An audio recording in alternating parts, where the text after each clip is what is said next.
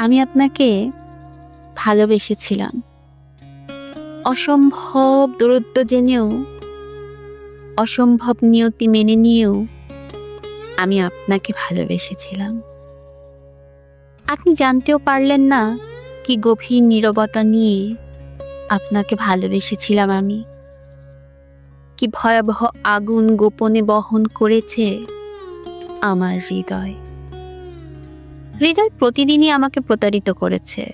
হৃদয় বলেছে আপনি আছেন, বলেছে আপনি ফিরবেন, বলেছে অপেক্ষা করাই প্রেমের বিধান।